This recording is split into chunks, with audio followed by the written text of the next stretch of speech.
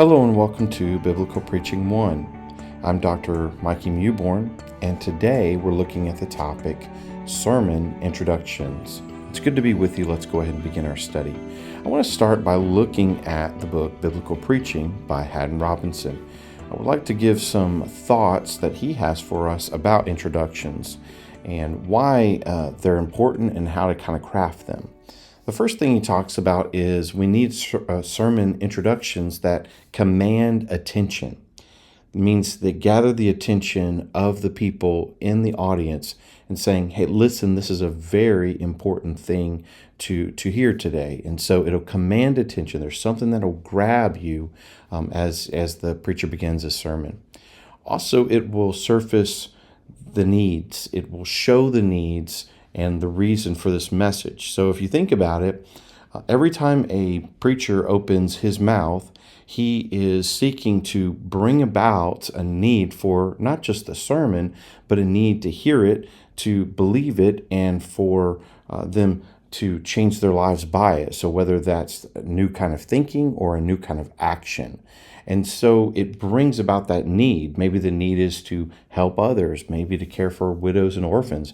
Maybe it is to be convicted about a sin. It surfaces a need that needs to be met, and it's going to draw attention to that for the sermon to explain that. And so that's what you're going to see at the beginning as well. It also introduces the body of the sermon. Now, when we think about it, introducing the body of the sermon, it is going to give us some insight to what the whole sermon is really about. And I think it's important here in the introduction to not only have something that grabs your attention, gives a little bit of thought of, or getting you to think of where we're going. Then there will be a transition period at that beginning part, and that'll lead right into the main content of the message, the main body of the message, which we call the main aspect of the sermon. And so it will introduce the body of the sermon moving forward. Exhibits other characteristics as well, which we kind of see this when we look at biblical preaching. He talks about keeping it concise, making sure that an introduction is not too long, but it's at a right length so that you have plenty of time to work through the message in the body of the sermon, and then keep it clear. It's important that the language and the verbiage used right at the beginning is something that's very easy to understand, but directs people. If it's already unclear, it can muddy the waters for the whole sermon, and the audience may not know what the sermon is really about. And so keeping it clear is another part of taking care of how you create a sermon introduction. All right. Now, let's talk a little bit about this, about credibility. Credibility is built before a person begins to speak. And a lot of times we can see this in just the look of the preacher. For instance, is the preacher well-groomed? When you see a preacher that looks maybe haggard or maybe looks unkept or not so groomed, he looks out of place and maybe unfit to even preach because he's not really prepared for that. And so I think it's important to eliminate any of the distractions that can get someone to discredit you or take away any form of credibility that the preacher has. And so I think a lot of people are going to look to see, is the preacher well-groomed? It's not whether how long or short his hair is per se, or if he's got facial hair or not, but it's about how he looks. Does he care for himself? Because if not, people will pay more attention to those things than they will the words that are coming out of his mouth. And so I think being well-groomed is important. Dress appropriately. Sometimes in a church, they don't want a three-piece suit. They don't want a tie being worn. Maybe it's a more contemporary type of setting, and they really want the preacher to come in almost tennis shoes, or maybe just a button-down T-shirt, or maybe a Hawaiian-style shirt, or some preachers preach in shorts. There's a lot of different ways. And if they want that and they expect that, I'm not saying that that's what you should have to do, but I am saying that you should be aware of that. And if you need to change some style for that, if they want you to wear blue jeans, it might be something that you do. And if another church says, no, we want you to wear a suit and a tie, then that could be something that you would do there. So I think dressing appropriately, but not too flashy, is an important thing to consider as well. Be prepared. There's nothing worse than someone seeming to be unprepared when they're sitting in the pew or sitting on the stage getting ready to preach. If they're still kind of flipping through their notes, they're not sure what they're doing, it may not come out as well, and they may lose some credibility because they don't look prepared. Notes should be in order. They should be in such a way, maybe in a folder where you can just open it up and go right into the sermon. But be prepared from the way that you're walking up to the stage to the time that you begin to speak your first words. Sometimes being prepared is even having a cup of water or a bottle of water next to you or near you or within arm's reach so that you can have that. Being prepared is having access to some kind of clock or a watch or a phone or whatever it might be. Being prepared in that way. Also, with that, be organized. People are looking for someone who is organized. So when they are there talking with folks, or they are getting to know people, or maybe they're putting on a microphone or something like that, being organized can be seen in a lot of different aspects. Are they together? Do they have their notes in hand? Are they ready with their Bible? Do things look right and orderly? That's what people are going to look for. And then before you even speak, it's important to be approachable. And this is a good one to think about. An approachable look to someone is a lot of times open to them. Maybe it's smiling toward them. Maybe it's not with a face of anger or seriousness, or I'm about to dig into the Word of God, and I'm going to tell y'all how it is. They don't need that necessarily. What they need is someone that when they get up in the pulpit, that they're really approachable, and someone that looks like they're ready to, arms open and ready to speak to people and embrace them and help them through a journey. This is especially important if you're going to a new church, or a church you've never been before, or an audience you've never preached to before. This would be very important to follow these steps as well. But I think credibility is built before you speak, and I think that's something that we need to consider. Now, moving forward, credibility is built during the introduction. I think this is another important thing to look at. Now, what do we need to do once we begin to speak in the introduction? I think it's important that we are authentic, that when we begin to speak, people know it's real. It's already something we have dealt with personally, and now we are bringing that out, not creating something or projecting something out there that's not really us. I think we need to be more. We need to be more authentic and genuine and real in the pulpit.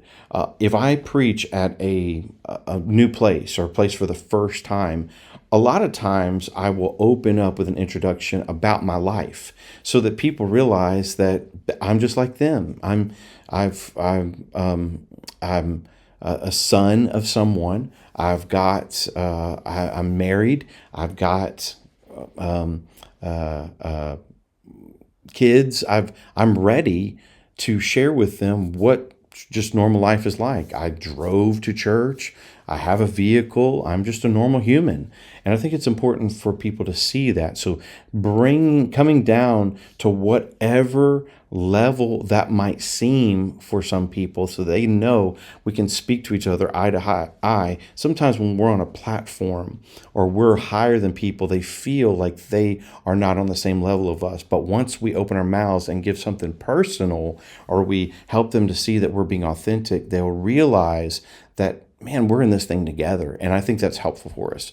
Another thing is being prepared. So when we open our mouths, we're prepared on the words that are going to come out. So we've written out our introduction. We know what we're going to say, and we're prepared in that. Our notes are in order. The Bible is open to the right text that we'll be speaking from at that time. And so being prepared is another thing. Be brief. I do think that this is important. Sometimes you will listen to a sermon and you'll be 10, 12, maybe even 15 minutes in, and then the pastor will make a funny comment. Well, that concludes my introduction. And the whole crowd laughs, but they laugh nervously because they're thinking, wow, if that's just the introduction, we're in trouble. We're going to be here all day. And so I encourage people to go ahead and get your introduction in there pretty quickly with a short story or a question or whatever you have prepared, and take about 3 minutes, 2 to 3 minutes, and get that introduction in there, maybe up to five, but no, I wouldn't say much more than that. But get that in there, whatever you need to say quickly, and then go right into the main part of the message. Be clear. Make sure that when an introduction is given, it's very clear. People know where you're going, they know what you're trying to communicate, and they can continue on with you. And then lastly, I want you to see here is be intentional. Don't just throw a joke in at the beginning or some form of humor or a funny story at the beginning just because you want to lighten up the crowd. You don't want to do that. You want from the start to point people at where you're going.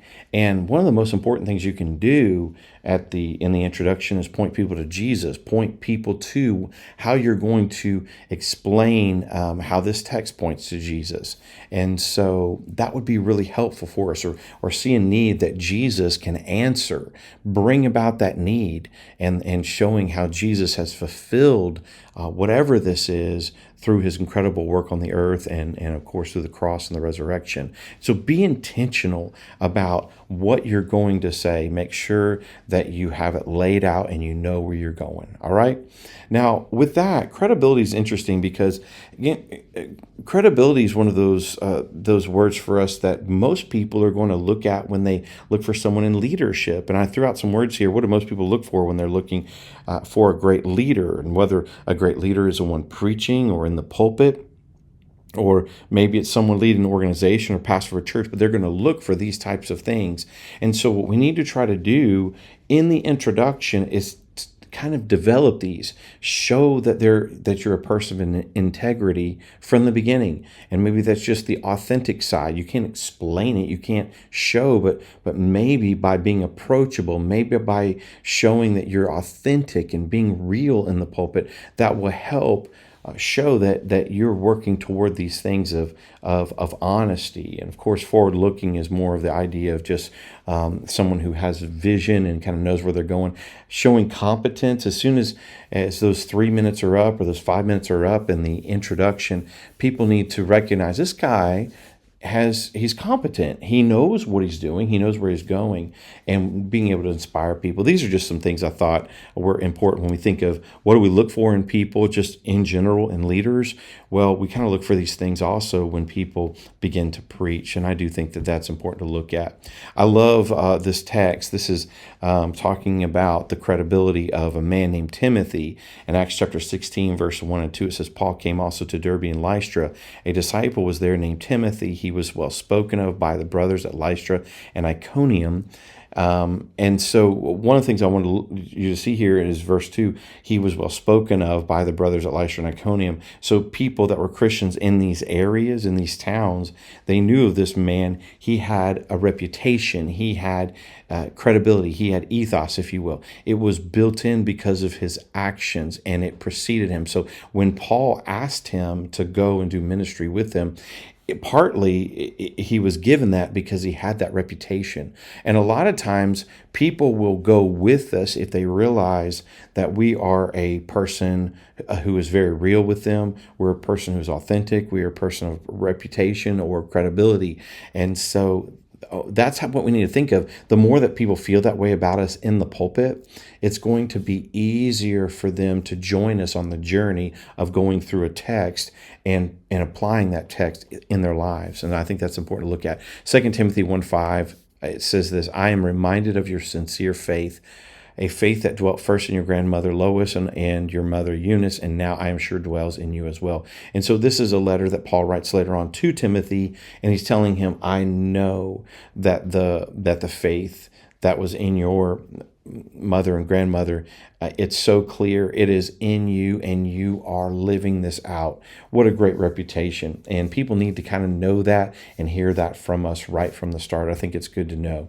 Now, what I want to do is I want to shift a little bit in the lesson, and I want us to look at the book Rediscovering Expository Preaching, a book that was brought and edited and of course has seen a lot of favor, and a lot of people have referred to this book and recommended this book for expository preaching. John MacArthur is the one who brought this great work together, and so it's good for us to look at it. But we're going to look at a section that is going to deal with introductions, and Richard Mayhew brought these thoughts out, and you'll see several of these as we go forward.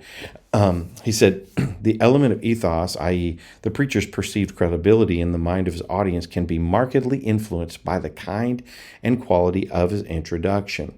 This is especially true in cases where listeners have no previous acquaintance with the preacher. As the old adage goes, first impressions are lasting impressions. And so there needs to be a perceived credibility that can be put out there in the introduction. So that's why an introduction needs to have those qualities that we were talking about earlier in this lesson. Continuing on, I want you to see what he talks about with purposes, because he gives a few things here, purposes and variations and guidelines and things like that. But I want you to see about the purposes when referring to introductions. Capture and redirect the audience's attention to focus on the preacher and his message. So when we think of introductions, we need to gather the audience's attention to focus on the preacher. And so that's what you're going to try to do, capture that moment, and you're going to try to direct them in the way that they think toward that. Enhance the audience's goodwill toward the preacher. And of course, working through that. Sometimes you come in with a lot of credibility. Sometimes you come in with a lot of reputation. Sometimes you don't. And so how do you build that quickly if you're going to a place you've never been before? Now, if this is a church that you've pastored for a while, or they know you, it's a lot easier. A lot of what we're talking about, they're going to know you, and they're going to trust you, and they're going to want to hear what you have to say. So it's a little easier to do those things, but still we need to work toward that. Create audience interest in and anticipation of the body of the message. It's the idea that they want to continue on. They want to hear more. They hear your introduction. They're like, I'm not full yet. I just got a taste of it. I want more of what I had. And so that's what the introduction will help you do. And then demonstrate the biblical importance of a message. What we're going to try to do in this part is say, we need to hear the rest of this message because there is a biblical importance to it. There is a focus on the scripture, a gospel-centered importance that we need to hear. And so what it'll do is it'll show and demonstrate that a little bit in the introduction. That'll set you up to be able to flesh that out throughout the sermon. Now, the next thing here is answer every listener's unspoken question. Why should I listen to this message?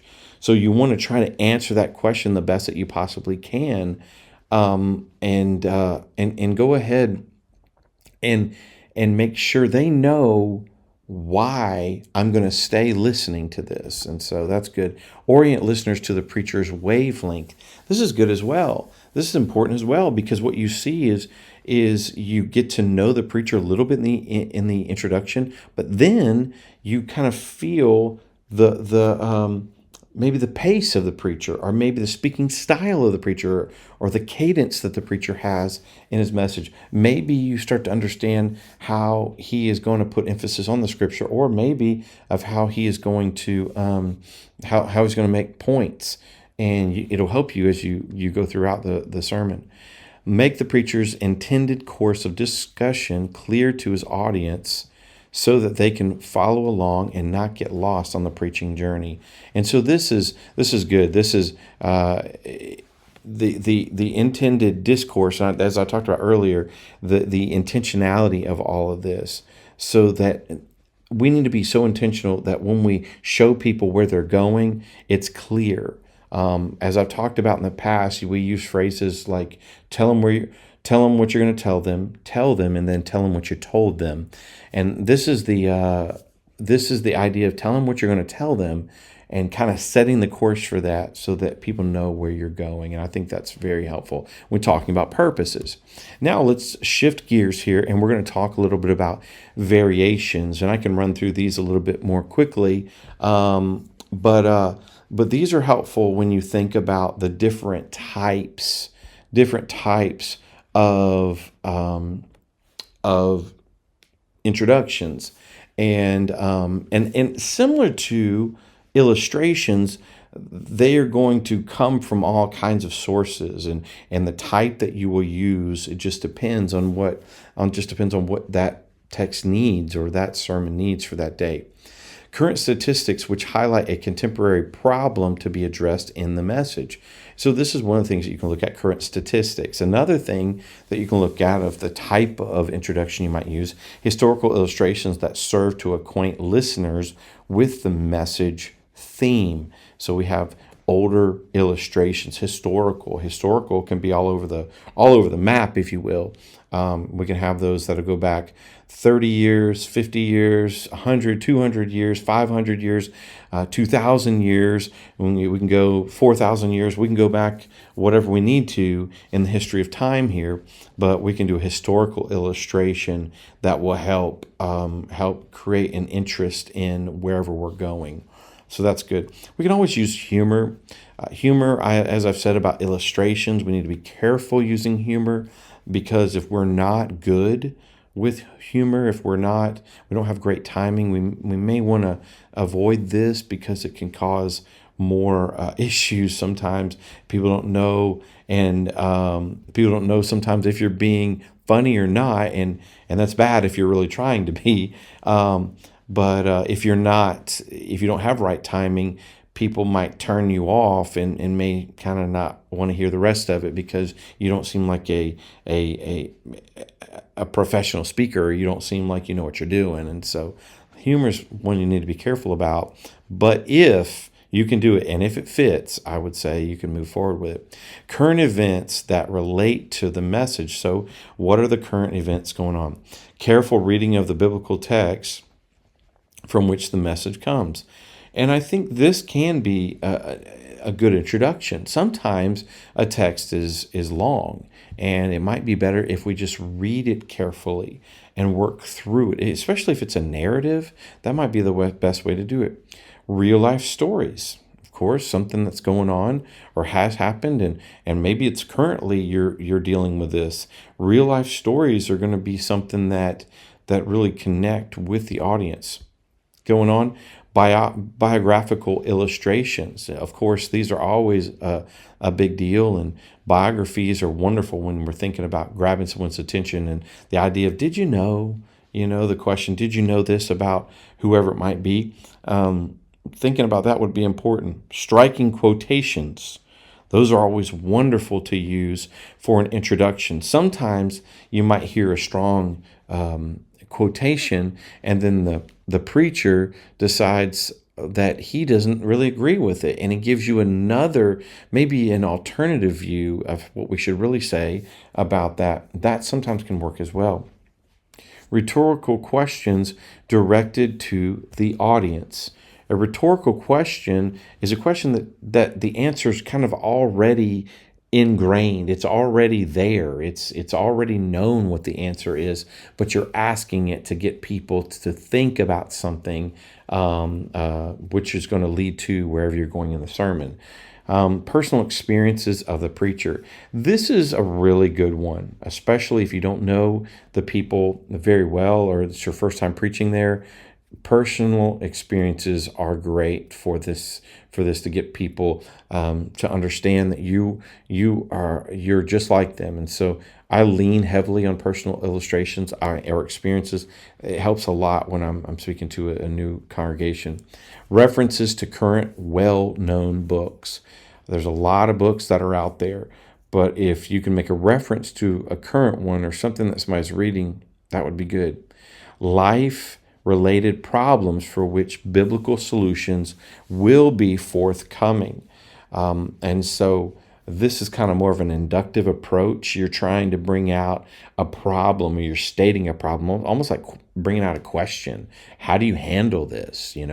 How do you handle depression? How do you handle the struggles with temptation? Those are great questions. It's a problem as well. How do you deal with strained relationships? Sounds like a very topical type of study, but it's maybe just the introduction to get you into the text, which is an expository message. So just depending on how you look at it, but I think it's good to start with life-related problems, but then you're going to give them the biblical solution to that. More variations: contemporary confusion over biblical teaching, to which the preacher will bring correction and clarity. So today there's a lot of teaching going on, and some of it brings about confusion and maybe contradictory wording against biblical teaching that's really out there. And so it would be important to bring that out and show what's wrong. Let's speak to what's right. Highly interesting personal correspondence of conversations that have been had, or things that people have said that are extremely interesting, and kind of bringing that to the audience. That's compelling for people to listen to. Appropriate prayers. Some introductions will have a prayer, just a very focused prayer on what the message is going to be about. Fictional stories, of course, those there are a lot of fictional stories that are out there. I try to be careful with this because fictional is okay. I mean, sometimes we talk about parables seem to be fictional stories, but a lot of times they represent something too, and it comes from a place that there's a truth in there, and I think we need to be careful about that. But fictional stories can be used for sure, and especially if it's got a humorous feel about it. That's always fun to look at. Modern day parables. Somebody went out fishing, and this is what happened while they were on the lake, and it's got this parable feeling to it. It's almost like a proverb type feeling. It's got this great a great insight that comes from it. And so those are wonderful to talk about. Personal testimony. This is always good. Being able to share what you've experienced. And maybe it's through your salvation, maybe it's a sanctification moment, but you have grown out of it, and God has shown you something special. That's always good too. Continuing on, we got hymns related to the message. That's another one that I think is really important, because a hymn writer can clear up a lot of things in a very short amount of time. It can be very concise, but it also will have a melody to it. And that's fun because people can relate to those if they know the song. So not just hymns, but any kind of Christian song that might draw people in. So I think that's helpful. Asking an audience for their response to a hypothetical question. This is another way to do it. This is not an exhaustive list. This is just another list that Richard Mayhew put together. But I do think it's important for us to consider what if is there audience participation in it? If you can do that, or an audience testimony, whatever it might be, it could really help in getting people ready for the sermon, opening them up more toward that. So these are things that you can look at. Now, I want to talk to you about guidelines, because guidelines are very important when looking at introductions. And so let's look at this and talk about what are those guidelines? What are those lanes that we need to stay in for introductions? The first thing is, does it fit the occasion? For example, the introduction of a message at a banquet would be different than one in a worship service, obviously. So does it fit the occasion? Does it connect with, i.e., actually introduce the subject of your message? If it doesn't connect or really truly introduce the subject of the message, leave it out. So if in doubt, leave it out. Do you deliver in the message what you promise in the introduction? So the introduction needs to be connected directly with the body of the sermon. It has to be. It really matters. So we need to think about that. Is it short, like an appetizer in relation to the main course? Generally no more than 5 minutes. And so there's that idea of how long we might go with one, but being careful about that. Is it an appetizer where you say, man, I want more of this? Do you avoid using humor just for humor's sake? Very important point. Is that a guideline that you have? Do you create the highest possible level of interest to capture the audience's attention? Important to think about that. Developing a high level of interest. Are you doing that? If you don't think the introduction is doing it enough, you might want to change your introduction and change it into something else. Is the introduction crisp and striking? The idea is it sharp? Does it go right to it? Does it speak right to the point? And does it grab you? Does it come in kind of strong, quickly, so that you're thinking, I want more of whatever this is? That'll be something to think about when you're developing a great sermon introduction. Now, what I want to do, just kind of going back to the idea of sources for sermon introductions and illustrations, and we ran through these in the previous lesson about illustrations, but I think it's good to look at them again. Where do you get them? Where are the sources for introductions? Well, Bible narratives, research and data studies, personal stories or experiences, historical examples and quotes, analogies, anecdotes and figures of speech, humor and jokes, and then poems and lyrics. And so there's several places that you can find to get your introductions. And so of course, this is not even close to being an exhaustive list of how we can find these, or the great sources that you can find them. But this will help you get started at least. And then what I would say is, like illustrations, if you have a strong introduction, but you don't think it's the best fit for where you're going with the body of your sermon or the main thesis of your sermon, I would tuck it away, and I would put it in a safe place so that you can use it in the future. And because there's a lot of different ways to introduce a sermon. Okay, well, this has been Sermon Introductions. It's good to be with you. God bless you, and we'll talk to you soon. Bye-bye.